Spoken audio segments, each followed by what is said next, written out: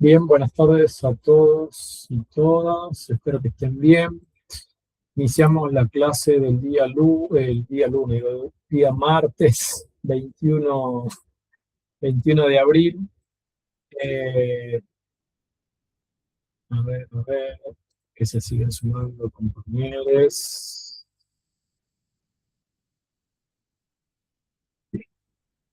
Bueno, vamos a avanzar. Hoy les propongo arrancar con la unidad número 4. En esta unidad número 4 la vamos a dividir en dos momentos. Lo que vamos a ver hoy es el primer momento, eh, pensar el derecho a la educación. Voy a compartir ahora el Power que tenía preparado. Recuerden que este material ya también está en la página, en el aula virtual, disponible para que lo puedan descargar.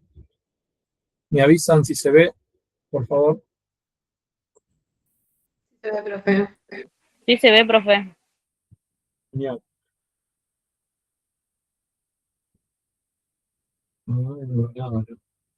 Ahora sí. El derecho a la educación en Argentina. Esta es una construcción histórica.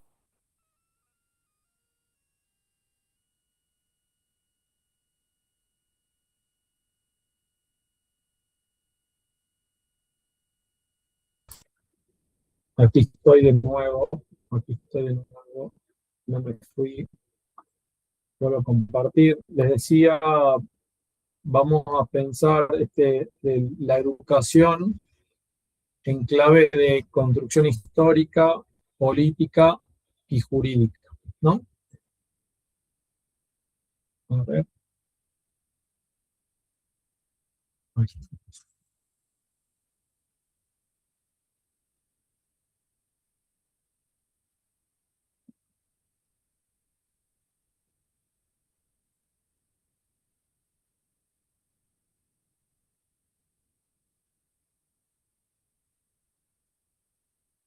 Cuando hablamos de la educación, vamos a pensar desde una dimensión jurídica, desde lo formal, ¿no? Instituida la educación por una ley que está consagrada constitucionalmente.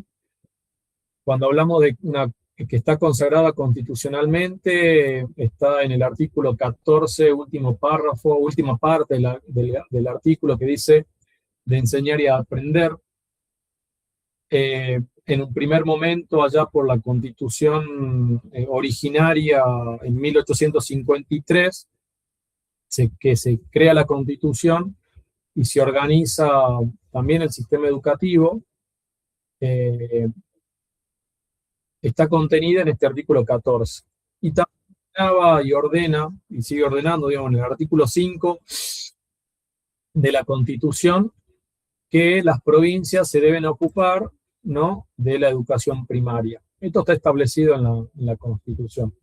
Entonces, pensemos en esta dimensión, vuelvo, jurídica, formal, la educación instituida en una ley, consagrada en la Constitución, ¿no?, lo que le da este marco normativo estricto. Y también debemos pensar la educación como una dimensión, ¿no?, sustantiva, que ya está puesta en acto, en la práctica efectiva, el derecho puesto o efectivizándose, ¿no?, en condiciones, y el ideal al que aspira la norma es ¿no?, un ideal de igualdad y de justicia social.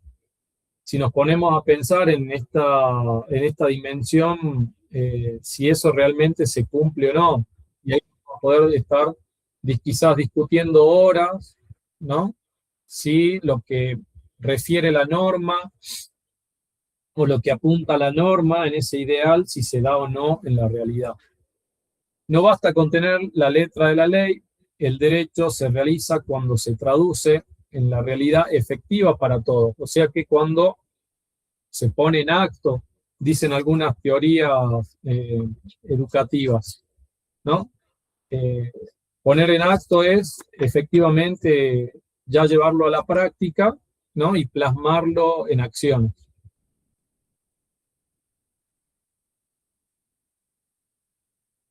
Siguiendo a este modelo de Katarina Tomasowski, lo esquematiza en 4A: asequibilidad, accesibilidad, aceptabilidad y adaptabilidad.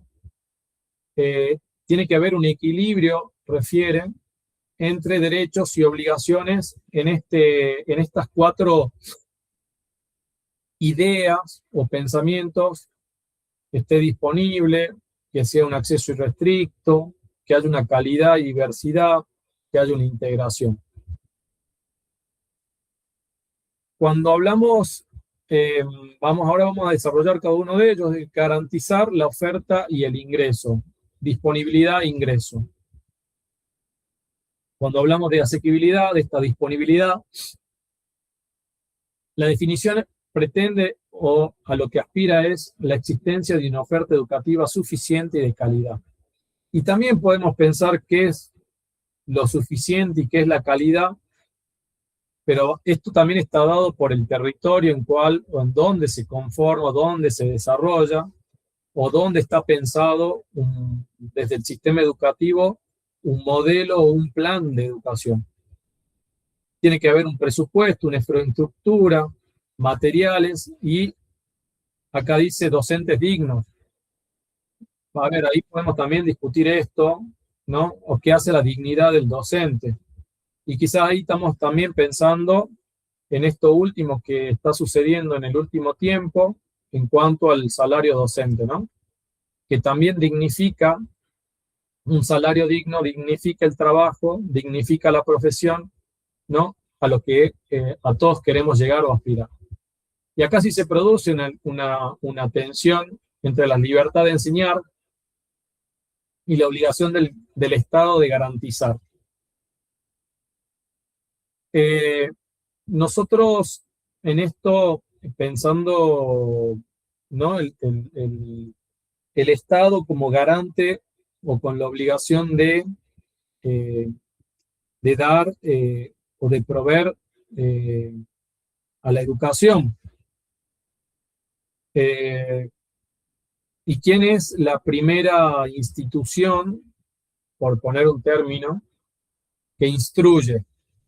¿Qué creen ustedes que es cuál es la primera institución, y pongo entre comillas esto, que instruye o educa?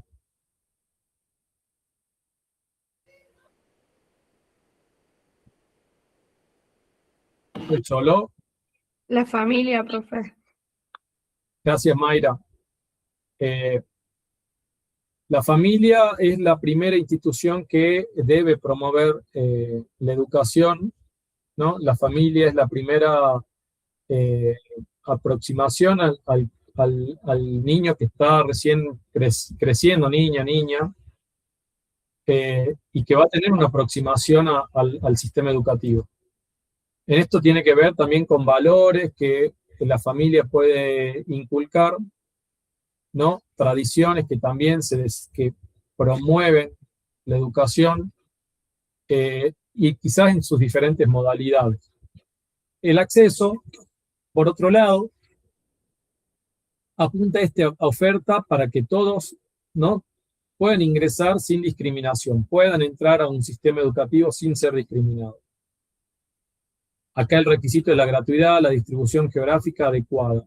Y aquí también se plantea un dilema. La libre elección no debe generar desigualdad en el acceso. Y algo que quería relacionarlo y quería traer como ejemplo, y no recuerdo si lo desarrollé o comenté algo en clase, con respecto a que me vienen a consultar una familia para retirar del sistema educativo a sus hijos. No recuerdo si les comenté sobre esta situación. No, profe, no lo hizo. Bien, gracias, Roxana. Digo, en esto es, en alguna consulta jurídica que me hicieron, una familia quería retirar a sus hijos del sistema escolar. ¿Y por qué? Porque la familia pretendía educarlos en casa, instruirlos en casa. Por supuesto, bajo parámetros, ¿no?, que el sistema educativo tiene. Esto es, nosotros, por ejemplo, para dictar la materia, tenemos un programa. Y este programa se los proponemos y es el contenido de lo que se va a desarrollar. Bueno, esa currícula, esa trayectoria, está plasmada en un documento. Los padres iban a llevarla a sus casas y iban a instruir a sus hijos a partir de ese programa. Dependiendo la edad, dependiendo el curso en el cual iban a cursar ese año, se les iba a brindar ese conocimiento. Claro, cuando hacen este primer planteo o el comentario yo decía, bueno, ¿en dónde enmarco lo normativo en la decisión que quieren tomar los padres? Y me fui a la Constitución. Y me fui a lo que recién les preguntaba y Mayra respondía. ¿Cuál es la primera institución, ¿no?, que educa? Y enmarqué la respuesta o el pedido que se hizo al Ministerio de Educación en ese marco normativo. En esa idea que tenían los padres de educar en casa, citando, por supuesto, también legislación o normativa internacional de este derecho que tienen los padres sobre el resguardo de sus hijos y la educación de sus hijos. Y ahí estaba, y entra en esta tensión entre la libertad de enseñar y la obligación del Estado como garante, en este dilema que se presenta en el acceso a la libre elección, ¿no? Que no genere desigualdad, pero sí el acceso.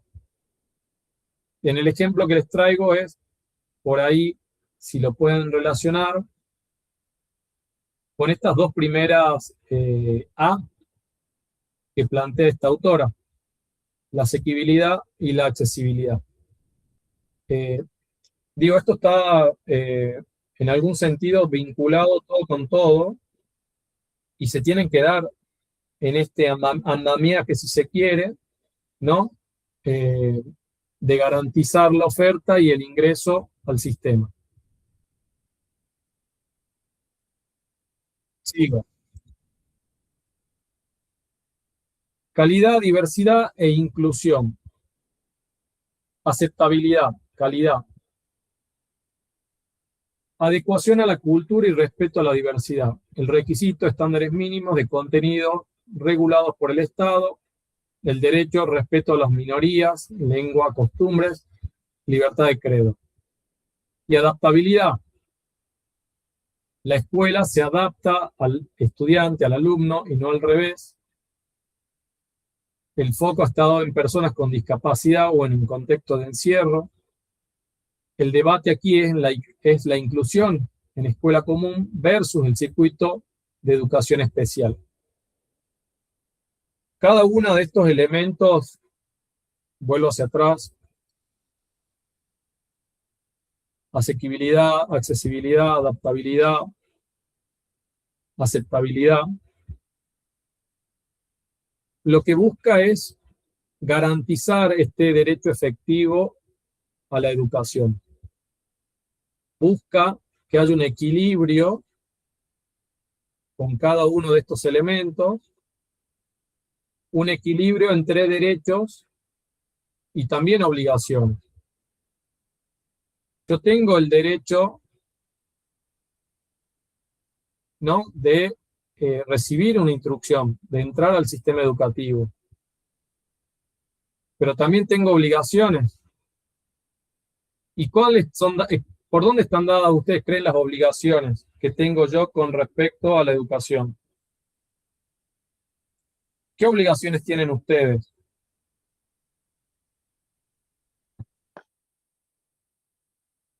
¿Qué piensan?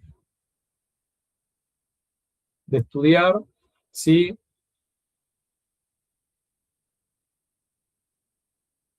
¿Qué más? ¿Qué obligación tienen? De trabajar, profe. Cumplir ¿De con las trabajar? tareas, de presentar los trabajos prácticos, Ujú. realizar el examen, concurrir en horario. Eso, profe. Bien, gracias Viviana. Digo, nosotros cuando planteamos cumplir con las normas institucionales, perfecto, cumplir con la normativa de la cátedra, perfecto. Digo, en esto es, y vuelvo al inicio, cuando arrancamos las clases, hemos hecho una suerte de contrato pedagógico en lo que nosotros proponemos como cátedra y lo que esperamos de ustedes. Esperamos participación, esperamos que están dentro de obligaciones, ¿no? La entrega de trabajos prácticos, si se los solicitamos en tiempo y forma, el trabajo que planteamos y que lo vamos a ir construyendo. Esto está dentro de nuestro contrato y de nosotros pretendemos o invitamos a participar en esto de educar, de enseñar y aprender, pero también están dadas otras obligaciones en relación a ustedes. Entonces, vuelvo a este cuadrito, ¿no? Estamos garantizando estos elementos, pero también este derecho para que se efectivice, pero también hay obligaciones de por medio. ¿Estamos hasta acá?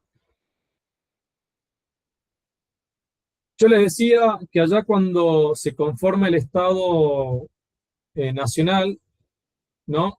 En 1853 se conforma la primera Constitución, podemos decir la Constitución originaria, donde se plasman en la Constitución estos dos derechos, el artículo 14 y el 5. Estamos hablando de derechos individuales en una Constitución de corte liberal, pensada en ese momento, y estos dos artículos, de enseñar y aprender, en el artículo 14, última parte, y el artículo 5, que ordena a las provincias en aquel momento a instruir en la educación primaria o garantizar la educación primaria. Más adelante, allá por 1884, se produce o se conforma esta primera ley de educación, la 1420. Esta ley de educación, la previa a la ley de educación, la 1420, en 1882 hubo un congreso pedagógico que lo llevó adelante Sarmiento y donde se promovía o lo que se buscaba, bueno, era garantizar, ya después con la ley conformada, la instrucción primaria, obligatoria, gratuita, gradual y laica. En aquel momento, en 1884, quien tenía el poder de la educación era la Iglesia. La Iglesia educaba, la Iglesia también tenía otro poder que era el registro de las personas, el registro civil, y ese poder es información, o esa información es poder.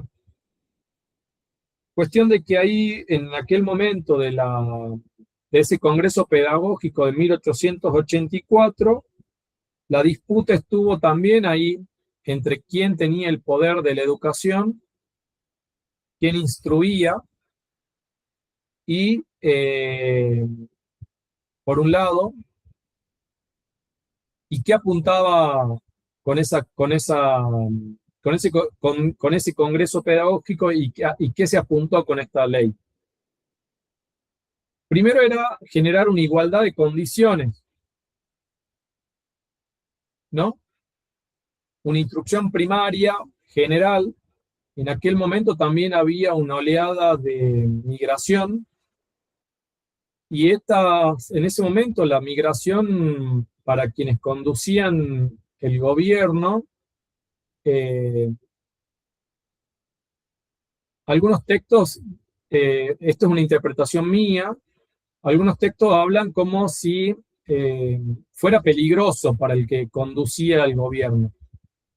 Entonces, con esta ley se buscó igualar pensamientos, se buscó que las personas que ingresaban al sistema educativo se apropien del Estado, reconozcan una bandera, reconozcan un himno, que se identifiquen con la nación argentina.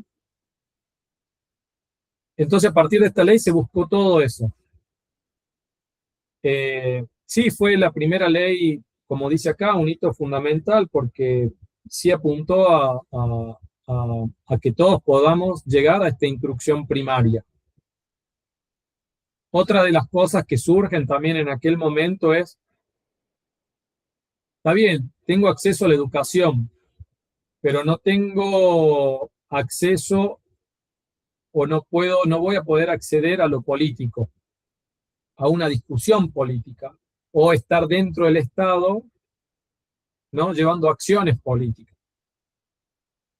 Ese es otro tema también que se habla, ¿no? Y que se escribió en aquel momento sobre esta normativa, y en ese contexto también político de un Estado que se estaba conformando. Un poquito más adelante, ya en 1905, digo, en esto hay una sucesión de leyes, ¿no? Que se van produciendo. En 1905 tenemos la Ley Laínez, más conocida como Ley Laínez. Si nos vamos al número de la ley, es el 4874, y acá donde con esta ley se expande el Estado Nacional hacia las provincias. ¿Qué hizo esta ley? Esta ley creó las escuelas normales. Con esto, el Estado Nacional se expandió hacia las provincias, ¿no? Y se crean estas escuelas. También, después, más adelante, estas escuelas pasan a depender de las provincias, mucho más adelante, con un modelo también de Estado, de política, que se llevó adelante. Se traspasan las escuelas a las provincias, pero no se pasan los recursos. Estas escuelas eran sostenidas por la nación. Al trasladar estas escuelas a las provincias se hacen cargo de los costos y gastos que tienen estas escuelas, y Nación no gira ningún estipendio para sostener la educación de estas escuelas en particular. Digo, esto es la parte histórica, la parte política, cuando se está conformando el Estado, ¿no? Y vinculado a la educación. ¿Estamos hasta acá?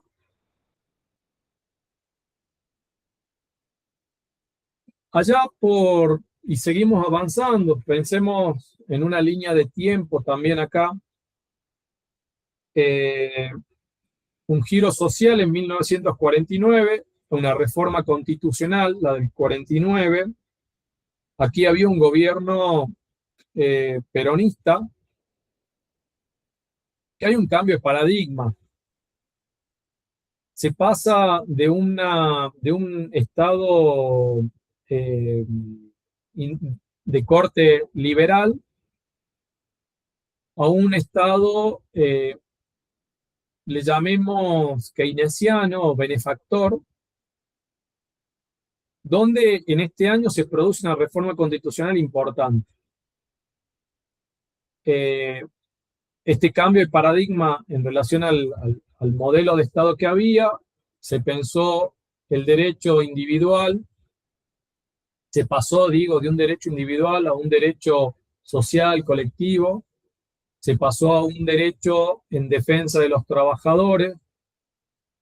Aquí se promovió la gratuidad universitaria, la formación de docentes, ¿no?, y técnicos. En ese momento, en ese modelo de política y de Estado, se apuntó esto, ¿no?, a lo que dice acá: en igualdad de oportunidades, todo individuo puede ejercer el derecho de aprender y perfeccionarse.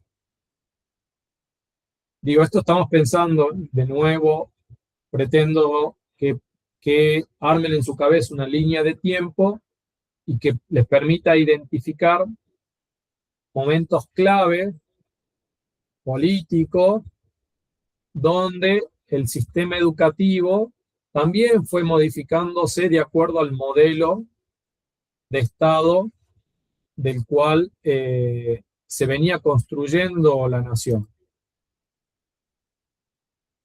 Mucho más adelante, 1993, 94, 95, también estamos en un gobierno peronista.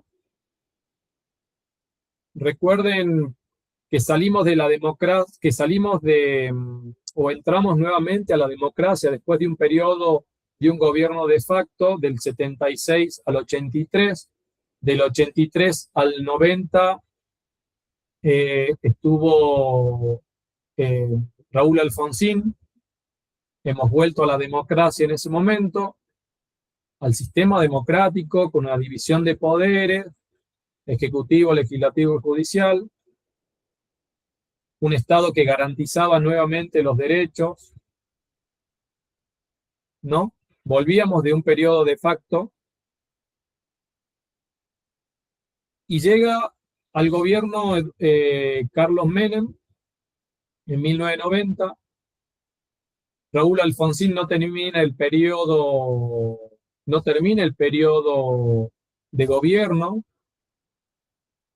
principalmente por las condiciones económicas en las cuales se encontraba el país, deuda externa tomada en el gobierno de facto, y no había manera de sostener la economía, y no cumple con su mandato, con el tiempo de mandato. Asume Menem y entramos en otro periodo, un gobierno de ideas peronistas, pero de corte neoliberal. Aquí en el sistema educativo, me voy para ese lado, se produce la ley de educación, se promulga la Ley Federal de Educación. Aquí la educación, como bien social, se descentraliza el sistema hacia las provincias. Lo que recién le decía, las escuelas que dependían económicamente del Estado Nacional pasan a las provincias, pero cuando pasan a las provincias no le pasan plata, recursos para sostener las escuelas. Aquí en ese periodo también se buscó, en ese periodo también se buscó privatizar o arancelar las universidades. Se produce luego la reforma del 94, la Constitución Nacional se reforma, venimos hablando de los artículos que fueron incorporados, principalmente el inciso 22 del 75, que incorpora los tratados internacionales, el inciso 17 del 75, que habla de la interculturalidad o de la educación bilingüe, desde el lugar de las garantías, ¿no? Y también en este momento, un poquito más adelante, en el 95, se promueve la Ley de Educación Superior, y donde el Estado asume una responsabilidad indelegable en relación a la educación superior. En esto hay un crecimiento de reconocimientos de derechos, de garantías de los ciudadanos en ese reconocimiento, y acá el Estado cómo viene también a intervenir en el sistema educativo. Apunto a que tengan una línea de tiempo, y si la quieren hacer en papel, o que las tengan en su cabeza para estar ubicados en momentos claves de la educación. Esto mismo, o en ese sentido, también les voy a proponer cómo vamos a ver la salud, la legislación en salud. Y si analizamos nos referimos a una línea de tiempo a la legislación en salud, va a ocurrir algo muy similar. Eso lo vamos a ver en este otro segundo momento que tiene esta unidad, que no lo vamos a ver hoy, ¿no? Lo vamos a ver quizás el próximo martes. Ya vamos a charlar sobre eso también. Luego llegamos ya más adelante al 2006, donde se sanciona esta Ley de Educación Nacional, la 26206. La educación es un derecho humano y un bien social. Esta ley es la que hoy está vigente, ¿no? La que regula el sistema educativo a nivel nacional. A nivel de provincia también tenemos una ley provincial de educación. Antes de la reforma del 23 en la provincia, la constitución anterior de la provincia, que era de 1983, la última reforma, ya la reforma de la constitución de la provincia del 83 tomaba el Pacto Internacional Económico, Social y Cultural como base del sistema educativo, estaba incorporado en la Constitución. 83, un dato. ¿Por qué? Porque ya ahí la provincia de Jujuy tomaba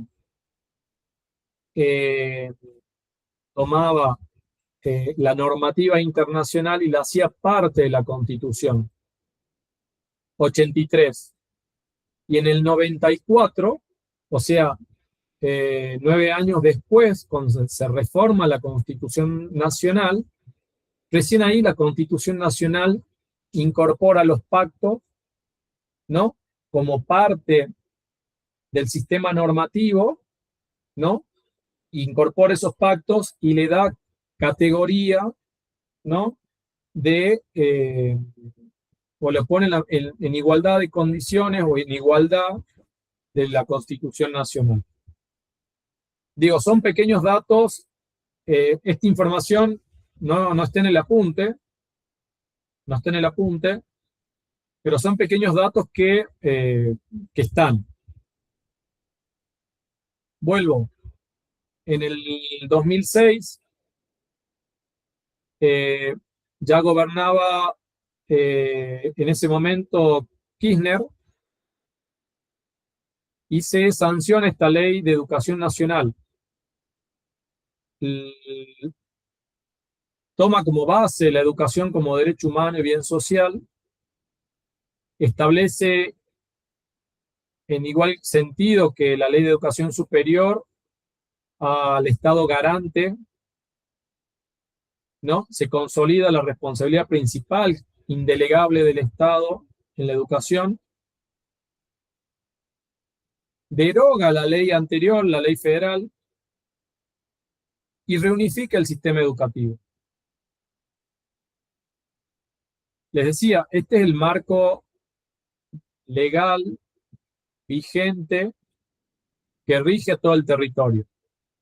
En la provincia de Jujuy también tenemos una ley provincial de educación, y en la última reforma de la Constitución del año 23 se sigue sosteniendo lo que es el capítulo de educación que venía en relación con lo que recién les refería de la Constitución del 83 en la provincia. Sigue el mismo criterio, creo que es un criterio de avanzada, ya desde el 83, en la provincia con relación al capítulo que habla de educación. Por supuesto, podemos o se pueden plantear discusiones o diálogos con respecto a la reforma, la última reforma, y también se puede plantear discusión, diálogo y quizás no consensos del ideal de la legislación a la realidad. Digo, estos temas o este punto lo hemos dialogado también en clase. A veces la norma dice una cosa y es lo que uno espera, y a veces eso no se cumple o llega tarde, ¿no? O no sucede, no produce. Digo, en esto vamos a estar en una constante tensión que se va a dar entre lo que dice la ley o lo que espera la ley y a lo que se cumple en el llano, ¿no? En el trabajo, en lo cotidiano. ¿Vamos a hacer? Profe, una consulta. Sí, Iván. Esta ley deroga entonces la ley la de 1993. Así es. Ah, bien, gracias. Esta ley, la 26206, es la ley actual.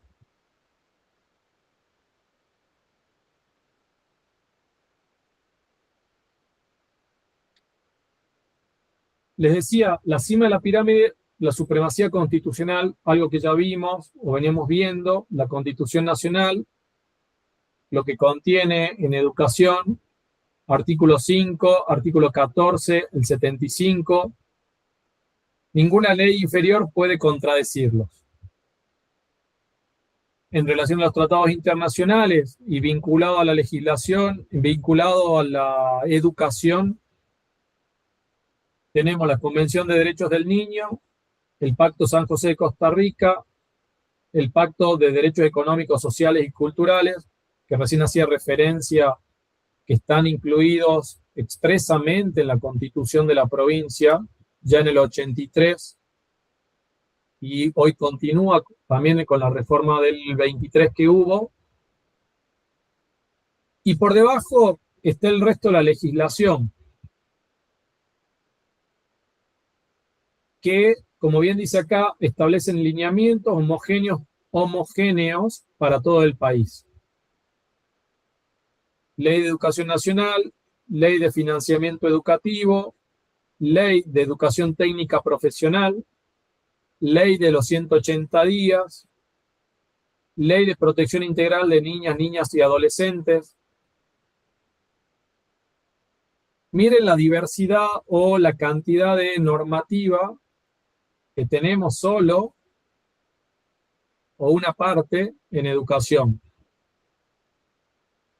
Y después, dentro de esto y por debajo de esto, que quizás tenemos resoluciones internas del Ministerio de Educación que regulan la convivencia o leyes provinciales. Solamente acá están referidas a las leyes nacionales. Les decía, hay una ley provincial de educación, hay una ley de educación emocional de la provincia, pero que no está reglamentada y no está puesta en movimiento.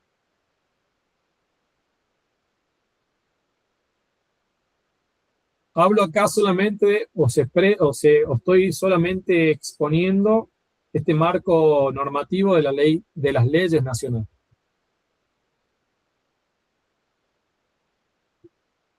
Las constituciones provinciales, reformadas mayormente en los 90, leyes provinciales de educación, que deben adaptarse a los lineamientos de la ley nacional.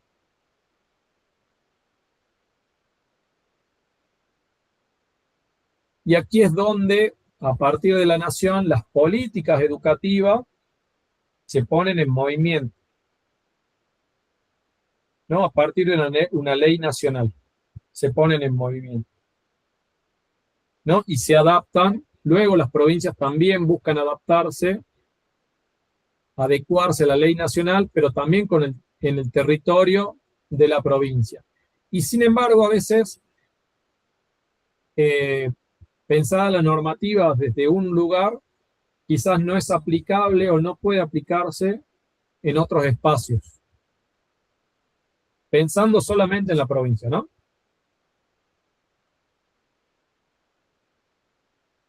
Aquí también en la ley nacional de educación encontramos un Consejo Federal de Cultura y Educación, un órgano de concertación entre la nación y las provincias. Ahí trabajan de manera coordinada, tienen un carácter vinculante. Esto está contenido dentro de la ley 26.206, donde emiten resoluciones obligatorias para todo el sistema. Y también tenemos decretos y resoluciones que recién les decía, que también ordena o acomoda el sistema educativo, ¿no? Reglamentos, leyes que definen específico el tema del currículum, el tema de los títulos, los trámites. Quizás este es el andamiaje educativo en la última parte que hago referencia en relación a esta ley 26.206.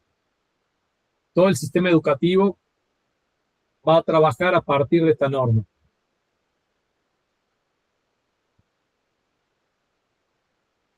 Lo que yo les decía recién, la realidad cotidiana, estatutos y reglamentos. El estatuto del docente regula derechos laborales, carrera, puntaje, formación.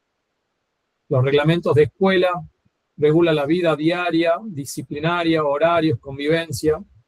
Y ahí también hay una tensión. A menudo dice, se conservan visiones tradicionales que chocan con la visión del estudiante como un sujeto de derecho.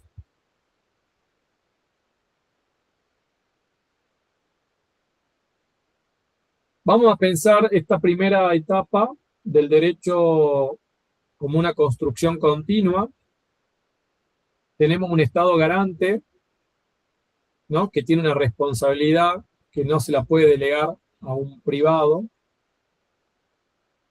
En estos pilares en el cual se asienta esta garantía, esta responsabilidad, y que apunta a lo que es una justicia social. La educación requiere un marco legal sólido pero se realiza en la práctica, para realizarlo en la práctica efectiva.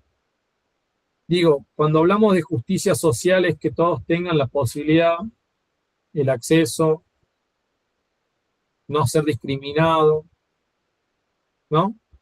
En estos 4 pilares o 4 As que habíamos dialogado al principio. ¿Estamos? Que fueron, que dice,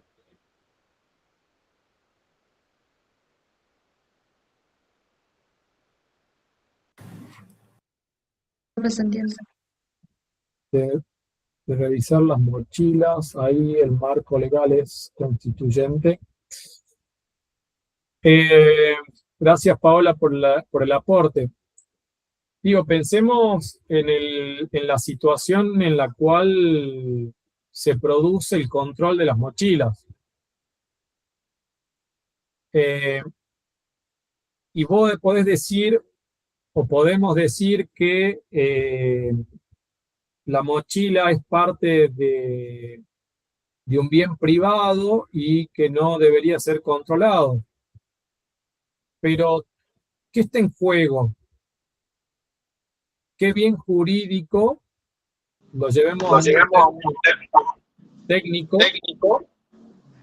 qué bienes jurídicos están en juego.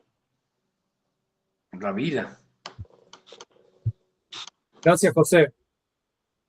Digo, ahí hay dos elementos a tener en cuenta. La vida, la integridad de las personas sobre el control o no de una mochila. Quizás puede haber sonado o cómo se manejó la información en relación a un cartel en un baño que diga mañana tiroteo. En qué contexto hoy nos encontramos y qué ha sucedido antes para que esa situación alarme a una sociedad.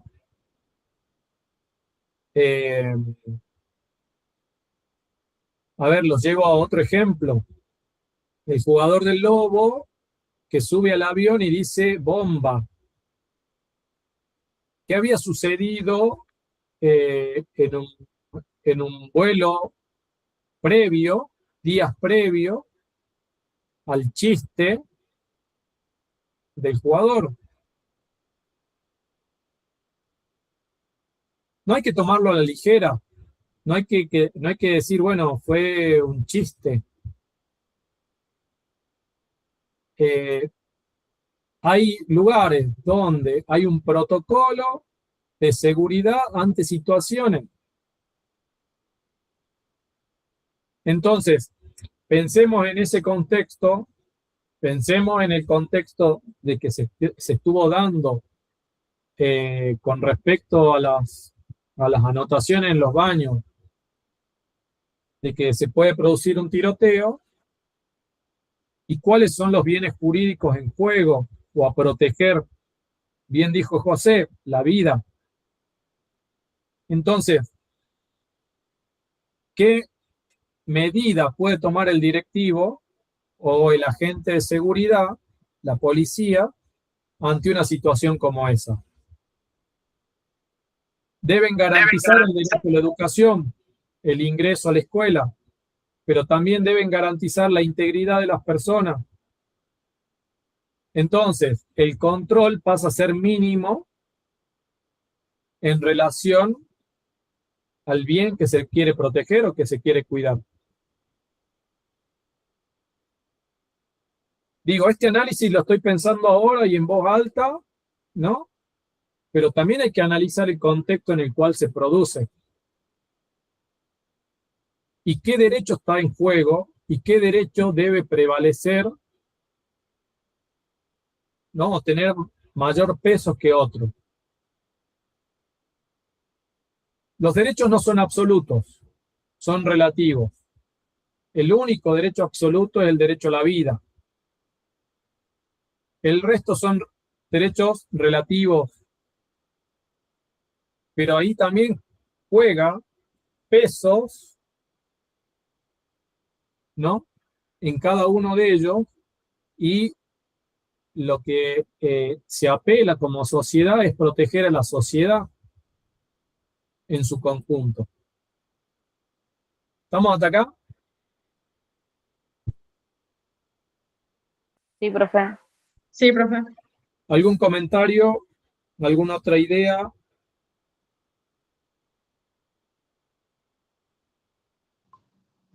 ¿Sí? No, decía, profe, quería comentar que ¿no? En este choque de bienes jurídicos, porque que, como bien dice usted, el bien jurídico vida choca con el bien jurídico intimidad, ¿no es cierto? Que es lo que llevaron acá, las escuelas tomaron como medida revisar, ¿no es cierto?, las pertenencias de los alumnos en ese choque de intereses que está protegido por la ley penal, ¿no es cierto?, el bien jurídico vida, ¿no? Claro. Eso es lo que protege y lo que se busca resguardar.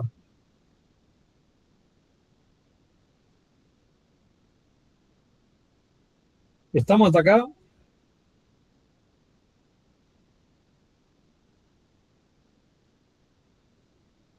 Sí, Bien. profe. Dejo de grabar.